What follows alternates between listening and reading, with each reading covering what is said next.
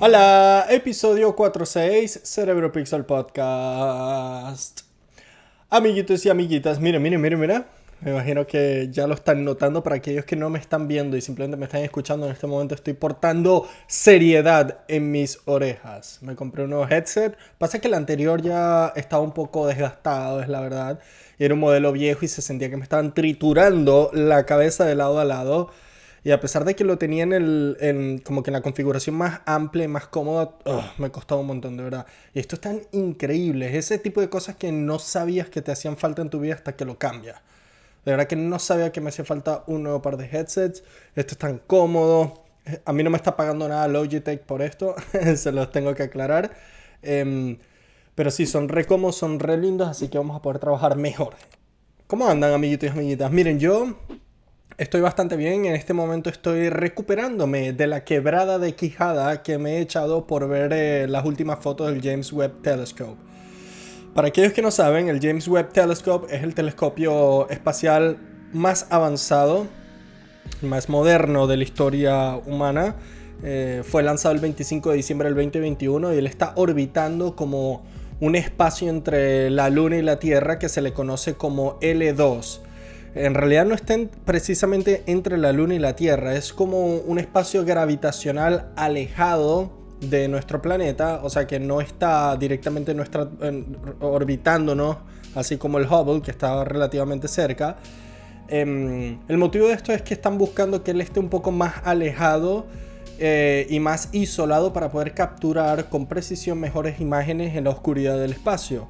Este telescopio es magnífico, fíjense, yo tuve la oportunidad de ir al Kennedy Space Center en diciembre y ahí tenía una exhibición donde te mostraban la diferencia entre el espejo del Hubble, que es de 2.4, 2.5 metros de diámetro, contra los 18 hexágonos de oro que tiene el James Webb Telescope, que es casi 6.5 metros de diámetro.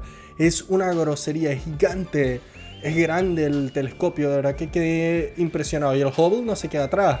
Ellos tenían literal un modelo a escala, como una imitación en una habitación, y era como un autobús escolar. Y yo, fuck. Ahí tú entras en razón en la escala de las cosas. También tenían como una exhibición de los rovers que han lanzado en Marte. Y yo no sé por qué tenía en mi mente que sí, eran como unos robots, pero moderadamente chicos. Yo pensé que eran del tamaño de una cama, una cosa así. No, eran del tamaño de un auto, eran gigantescos. Y pensar que solo tienen que volar a otro planeta, lanzar y esperar que eso funcione tan bien como ha funcionado, me voló la cabeza. Volviendo al telescopio, el JWS ha estado publicando una serie de imágenes o fotografías, e inclusive la primera foto que publicó fue en conferencia en vivo con Joe Biden, el presidente de Estados Unidos.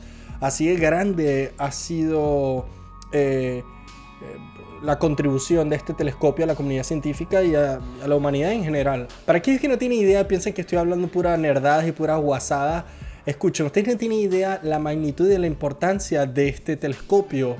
Lo que sucede es lo siguiente: cuando tú miras al espacio, cuando tú miras arriba al cielo en la noche y ves todos estos puntitos, todas estas estrellas, constelaciones, y algunas veces puedes ver algunas galaxias si vives en zonas muy rurales o en la selva, tú no estás viendo esos cuerpos celestes o esas constelaciones en tiempo real. Tú estás viendo la luz que llegó a la Tierra después de miles de años viajando en el espacio, en la inmensidad del vacío.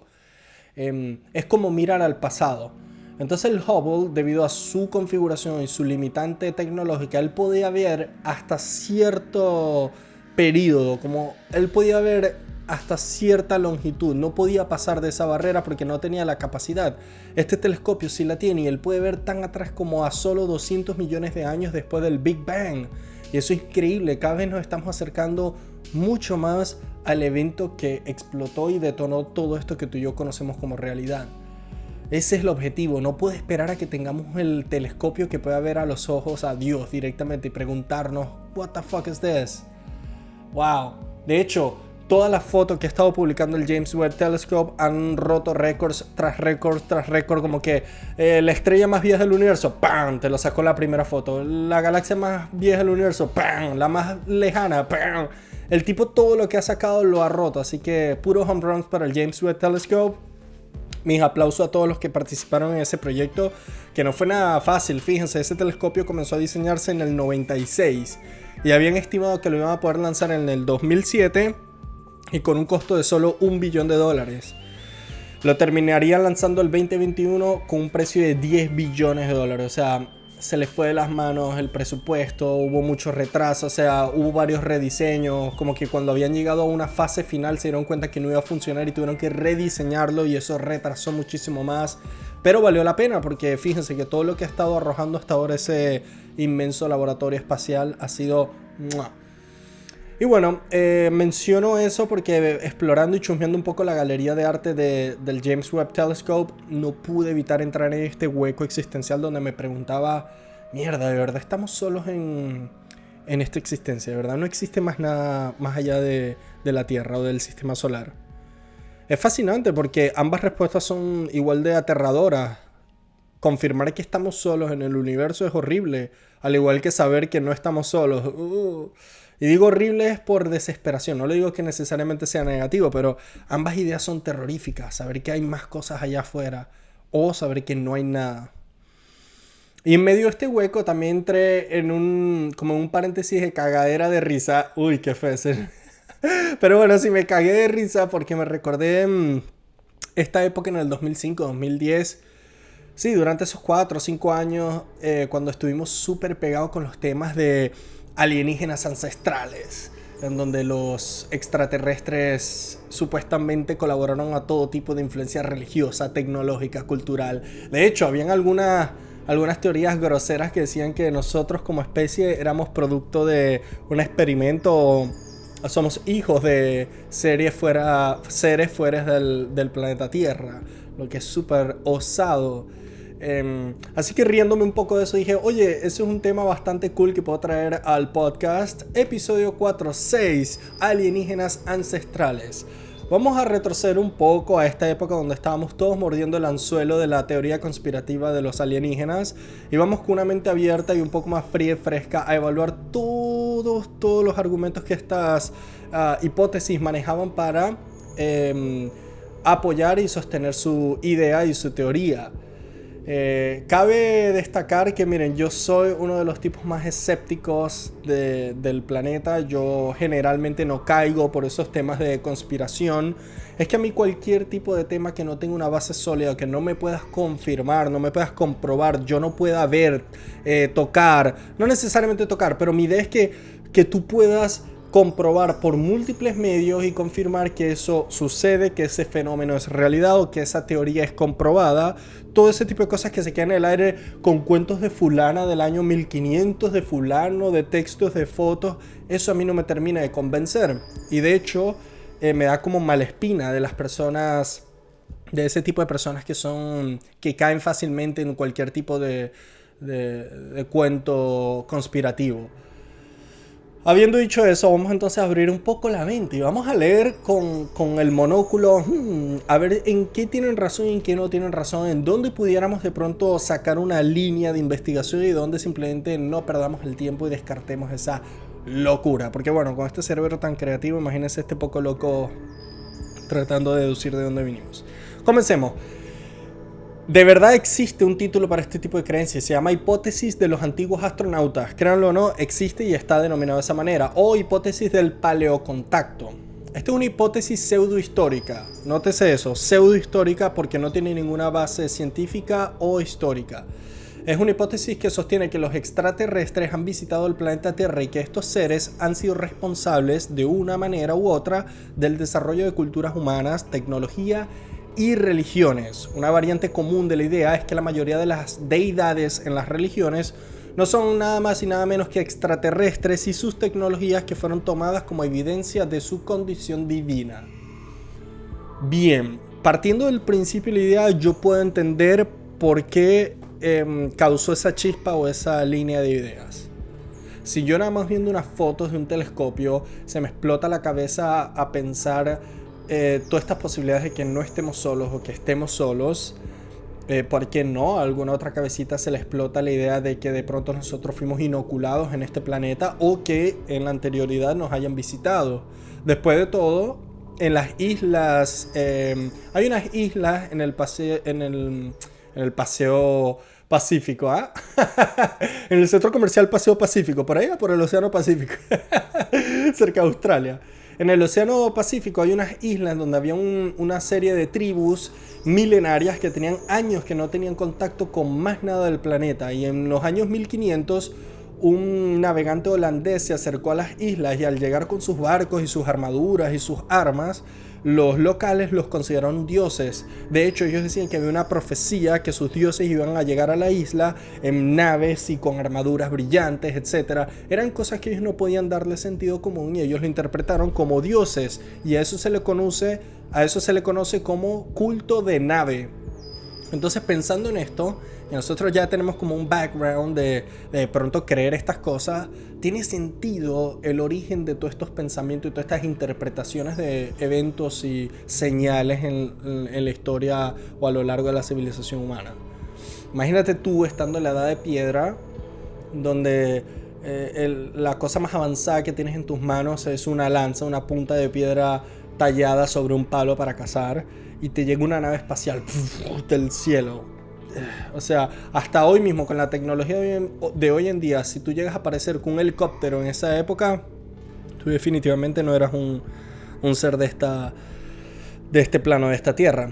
Pero bueno, el problema que tengo yo a partir de esta idea, que está bastante sólida, está interesante, es la manera en que ellos tratan de soportarla o los argumentos que la acompañan. Así que los invito a que me acompañen en esta serie de ideas y entre todos vamos a decir qué tan mierda o verdad puede ser cada una de estas hipótesis.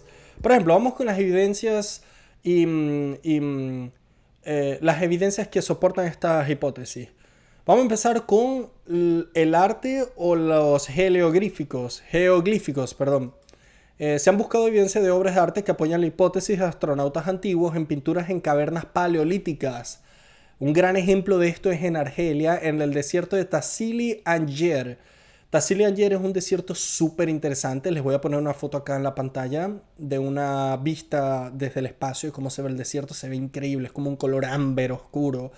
En este desierto hace miles de años nosotros los seres humanos lo estuvimos habitando y en algunas de estas cavernas nosotros hicimos un par de dibujos y entre ellos hay uno muy famoso que se le conoce como el hombre hongo. El hombre hongo es como una deidad, un hombre caminando todo cubierto en hongos, pero lo curioso de este dibujo es que él tiene como un casco que se asemeja al de un astronauta. Lo que puso a la gente a pensar que cómo gente tan aislada y tan atrás tuvo la capacidad de dibujar un astronauta, siendo esto un concepto totalmente abstracto para esta época. Esto a mí no me terminé de convencer. De hecho, tú ves mucho arte de esa misma época y tú ves bastantes cosas psicodélicas o bastantes cosas abstractas que muy fácilmente, a mi opinión, se le puede atribuir a la creatividad humana. A ver, convengamos también que justo en este desierto de Argelia, durante esa época existían rituales chamánicos o religiosos en esas poblaciones humanas, los cuales consumían hongos o peyotes de cactus, que los peyotes de cactus no, déjenme corregir eso, no leí eso, yo solo leí que habían hongos. Pasa que ahora vamos para las líneas de Nazca, que es otro argumento que ellos manejan y ellos sí estaban consumiendo peyotes de cactus para alucinar. Volviendo al tema, esta gente en Argelia en esa época consumía hongos alucinógenos para sus rituales religiosos y obviamente durante estas visiones, bueno, tenemos un cerebro tan creativo que no me cabe duda que eran capaces de pronto imaginar y dibujar esto, pero no necesariamente lo estaban interpretando como un astronauta. Hay otro caso muy similar, por ejemplo en Australia, en las tribus Wandjina, ellos hicieron una serie de dibujos en piedras, en cavernas, en donde ilustraban estos seres con la cabeza dentro de un casco de vidrio y no tenían boca, eran bastante particulares y como abstractos y los identificaban como los dioses de las nubes y de las tormentas o del agua, que ellos caían del cielo y que gracias a Dios no tenían boca porque si no inundarían todo el planeta en agua. Eso sigue siendo bastante débil a mi parecer. ¿O qué opinan ustedes? ¿Ustedes creen que por estas interpretaciones religiosas con este cerebro tan creativo eso justifique un astronauta? Hasta ahora voy ganando. Ustedes vamos 0-2. Así de simple. Y por último tenemos las ilustraciones de Val Camonica, en donde se ve como una persona astronauta, y de hecho se les conocen como los astronautas. Son dos personas así como danzando, caminando una enfrente a la otra, y literal tienen un casco que se nota que es transparente porque puedes ver dentro del vidrio de esta cúpula, la cabeza de la persona.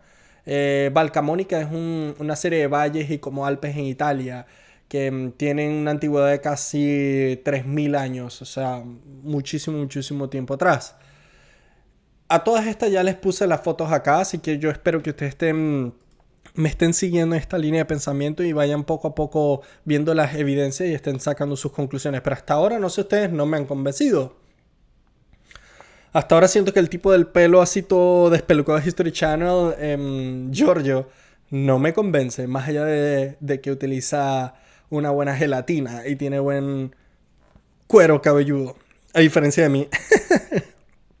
Bien, más allá de todas estas evidencias que ellos alegan que todas estas obras de arte paleolíticas o antiguas denotan la presencia de estos seres extraterrestres, hay ciertos sitios o estructuras paleolíticas o estructuras gigantes en el planeta realizadas por culturas milenarias que ellos le adjudican su creación a influencia o intervención divina o intervención alienígena. Por ejemplo, voy a empezar con el primero, las pirámides de Giza. Estas son las famosas pirámides de Egipto. Estas pirámides fueron construidas hace más de 4000 años por los emperadores de esa dinastía. De hecho, ellos sirvieron como templos o sarcófagos donde ellos iban a dormir o a reposar después de la vida, para transicionar o para llevar a cabo este viaje. Si no tienen idea de lo que estoy hablando, los invito a que vean el episodio que hice de cómo debió ser vivir en el Egipto antiguo. Ahí me fui en detalle sobre la idea o la percepción que tenía esta cultura sobre la muerte y la vida después de la muerte. Era un ritual y un viaje bastante fascinante. Para no aburrirlos, prácticamente las pirámides servían como un templo en donde podían garantizar que el canal entre esta vida y la próxima y el ciclo de nuevo a la vida del faraón pudiera realizarse con éxito. Las teorías conspirativas insisten en que estas pirámides no pudieron haber sido construidas por nosotros durante esa época por la falta de tecnología. Ellos alegan que el nivel de nivel pasa que miren, ellos están impresionados como gente con tan poca tecnología que en esa época no teníamos ni siquiera la rueda. Escuchen bien, cuando se construyeron las pirámides no utilizamos la rueda propiamente hablando. ¿Cómo pudimos construir unas estructuras que estaban tan alineadas con la salida y la llegada del sol en la tarde? Cómo estaba tan nivelado, porque a pesar de que estaba en un terreno bastante rugoso y con relieves complicados, ellos lograron nivelar la base a tal punto que miren, tiene 4000 años levantado ese monumento sin mayor daño estructural. Otra interrogante que los tienen a ellos bastante confundido es la manera en que muchos de estos bloques fueron transportados desde canteras a más de 1000 kilómetros de distancia. Lo escucharon bien. 1000 kilómetros de distancia hace 4000 años tuvieron que sacar piedras que pesaban hasta 8 toneladas o más por el río Nilo. Lo subieron 1000 kilómetros hasta llegar a donde estaba la pirámide. 2.8 millones de piedras fueron talladas por un lapso de casi 30 años para construirlas. Y a pesar de que muchas personas pensaban que estas pirámides fueron construidas por esclavos, cada vez surge más evidencia que señala lo contrario. La gran mayoría de las personas que trabajaban para estas pirámides eran artesanos y artistas que sabían muy bien lo que estaban haciendo. De hecho, ellos no utilizaron casi clavos ni pegamento. Las piedras entraban con precisión milimétrica y era todo tallado a mano. Yo creo que en esta también gané yo. Vamos 3-0. Voy invicto. Soy como Khabib. Yo creo que están subestimando el poder de los seres humanos, así de simple, la creatividad y la habilidad que tenemos para que las cosas sucedan.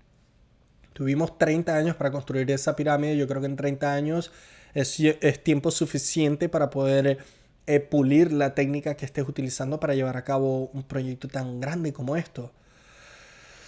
Otro sitio que estos conspiradores alegan como evidencia clara y rotunda de participación alienígena son las líneas de Nazca. Esto es en Perú. Súper interesante. Esto es cerca del desierto de Humana, creo que se llama. Las líneas de Nazca y geoglifos de Pampa de Humana, o simplemente líneas de Nazca, son antiguos geoglifos que se encuentran en las Pampas de Humana, en el desierto de Nazca, entre las poblaciones de Nazca y Palpa, en el departamento Ica de Perú. ¡Wow! Estos son una serie de imágenes pero monumentales, son gigantes, son tan grandes que se pueden ver desde un avión o del espacio, de lo grande que son. Es muy interesante porque muchas de las teorías conspirativas sobre esto alegan de que estos fueron la única manera de que estas tribus rudimentarias pudieran hacer esto con tal perfección y en tal longitud es con la ayuda de algún equipo moderno de ubicación como de GPS o alguna nave que te permita ver desde arriba todo. Algunas de las teorías que soportan que esto fue obra de alienígena es que, primero que nada, esto servía como foco de ubicación para estas naves cuando volvieran y necesitaban aterrizar o ubicar en donde estaban las poblaciones humanas.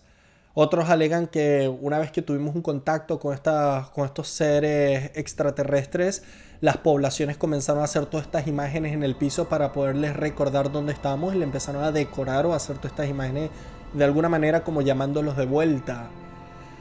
Después que empezaron a estudiarlo cada vez más, empezaron a determinar que muchos de los motivos de estas figuras talladas en el desierto simplemente correspondían a algún tipo de ceremonia religiosa, a algún tipo de artefacto astronómico, porque algunas de ellas semejaban algunas constelaciones o coincidían algunos de sus vértices y puntos con ubicaciones de estrellas en ciertos puntos del cielo. A pesar de que todavía no hay como un consenso de cuál es el propósito de cada una de estas figuras, no hay nada que indique que hayan sido realizadas con ayuda de un extraterrestre, porque ya hay universidades tanto en Estados Unidos como en Perú que han podido demostrar que con algo tan sencillo como una estaca y una cuerda tú puedes nivelar y hacer con precisión líneas rectas a lo largo de espacios muy largos sin necesidad de tecnología moderna. O sea que esa gente con práctica lo puede realizar. Entiendo por qué les hace popcorn en la cabeza esta idea, porque cuando ves de verdad la magnitud de esta cosa es ridículo pensar, ¿y esta gente cómo logró tal precisión sin ni siquiera ver nada? Ellos hicieron un sketch, así una hojita y dijeron, vamos a hacerlo así. O sea, es tremendo proyecto. Otro argumento que utilizan para apoyar su teoría son las famosas estatuas monolíticas, en la isla de Pascua en Chile, los Moai. Son estas famosas cabezas que están enterradas en la isla. Son súper interesantes. Miren, estas fueron realizadas por una tribu que se llamaban los... Ya les voy a decir, tiene un nombre bien, bien loco. Rapa Nui. Los Rapa Nui son una serie de tribus de las islas del Pacífico que hace cientos de años lograron alojarse en esta pequeña isla. Cuando ellos llegan a esta isla, ellos comienzan a utilizar una cierta tipo de roca que había en esta isla, que era producto de aleaciones volcánicas, porque esta isla surgió por un volcán ya extinto. Lo que hacía esta piedra un poco más manejable y la podían tallar. Muchas de estas tribus agarran estos bloques de tierra, los esculpían, los levantaban y los llevaban y los enterraban. Y es precisamente eso lo que utilizaban los conspiradores para decir que eso era una evidencia clara de que eso fue intervención divina, porque no había ningún tipo de tecnología en esa época que permitiera a esa gente llevar, transportar y enterrar esas piedras de esa manera, porque estamos hablando de unas piedras, chicos y chicas que son gigantes y que pesan toneladas. Han hecho un montón de pruebas de cómo de pronto transportaron las rocas a punta de cuerda y prácticamente las levantaban a punta de músculo y obviamente con participación de toda la tribu, y las iban jalando poco a poco con unas cuerdas y ellas se veían como que estaban caminando. Voy a poner una foto por acá. hay varias maneras que pueden explicarse cómo se transportaron estas rocas y de hecho estudios sobre la cultura de estas tribus Rapa Nui demuestran que ellos tuvieron un colapso de civilización para el siglo XVI, entre el siglo XV y XVII, en donde tuvieron sobrepoblación y esto lo pudieron ver en las canteras en donde ellos solían esculpir estas esculturas, en donde se dieron cuenta que dejaron muchos proyectos a medias porque hubo guerras, hubo falta de recursos, había mucho contexto que le dio mucho sabor y mucho background humano a toda esta operación que te das cuenta, oye, esto fue simplemente un proyectazo de tribus bastante complicadas en esa isla. Em, Leí un documental del argumento que un tipo que apoya esta hipótesis de los extraterrestres, él se apoyaba y se daba golpes en el pecho diciendo que si pueden ver algunas de estos monolitos, ellos tienen arriba como un casco y en el casco tenían tallado como con material blanco unas inscripciones y decían, ahí, eso es evidencia clara de que eso estaba haciendo referencia a los alienígenas. ¿Me entiendes? Y no me terminan de matar porque ¿cómo coño dices tú eso? Eso es simplemente un jeroglífico o simplemente un arte, una ilustración creativa personal del individuo que hizo eso, su firma. Saltemos a otro. El famoso Stone Age. Stone Age es un monumento megalítico típico de Cromlech, además de otros elementos como hoyos, fosos, montículos construidos al final del neolítico, perdón. Y está situado cerca de Amesbury, en el condado de Wiltshire, en Inglaterra. Miren, a mí me hizo meter un hueco terrible Stone Age hace tiempo atrás porque, ok, ya yo tenía el concepto de la cultura pop y de la TV de qué era, pero yo puse el freno de mano porque yo dije, un momento, las islas británicas están en unas islas y esto se supone que ocurrió hace casi 4000 años atrás. ¿Cómo llegaron los humanos a estas islas? Me puse a leer y las islas británicas han estado habitadas por seres humanos por casi 1 millón de años. La evidencia más temprana de ocupación humana tiene evidencia de casi 900.000 años atrás en Happisburgh, en Norfolk. Se consiguieron un montón de herramientas y huellas de pisadas de una especie de humano llamado Homo antecesor. Wow, e inclusive han conseguido fósiles de 500.000 años de antigüedad. Sucede que antes las islas británicas estaban conectadas al continente europeo por medio de glaciaciones. Cuando hubo estos periodos de glaciación, todo este estrecho que separa las islas británicas del resto de Europa estaba congelado y la gente pudo pasar para allá. Pero tenemos miles de años habitando esas islas. Wow. En fin, volviendo al monumento, muchos vuelven al mismo argumento de que, oye, como gente tan prehistórica en estas islas pudo mover y tallar semejantes piedras y organizarlas de tal manera que el sitio coincide en el solsticio de verano, cuando sale el sol, entra precisamente por un sitio y se oculta por otro sitio. O sea, es increíble. Más adelante un montón de estudios revelaron que Stone Age se construyó en varias fases durante miles de años por diversas culturas que estuvieron habitando alrededor, pero su uso principal fue religioso y de ceremonia para enterrar a los muertos.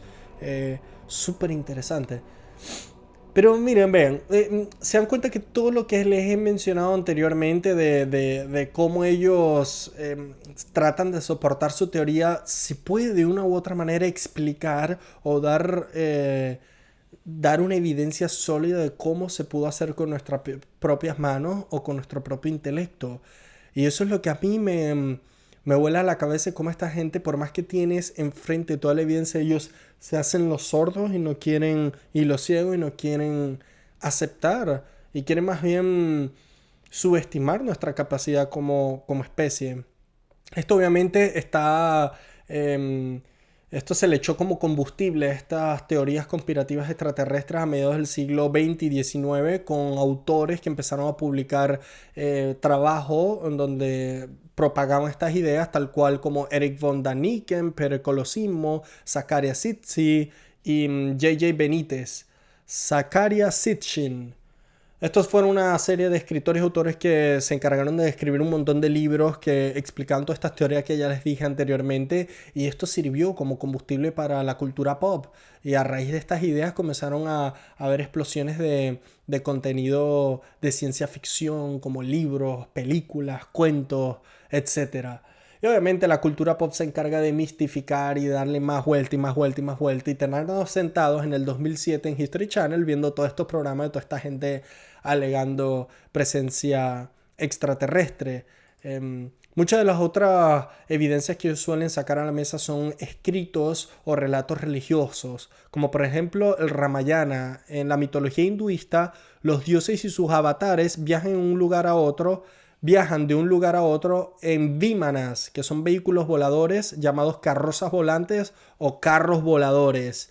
Y hay mención de estas máquinas celestiales que vuelan en el aire, valga la redundancia, en todos sus escritos. Y simplemente ellos dicen que esto era una interpretación antigua a todas estas naves espaciales que estaban dando vuelta en sus alrededores.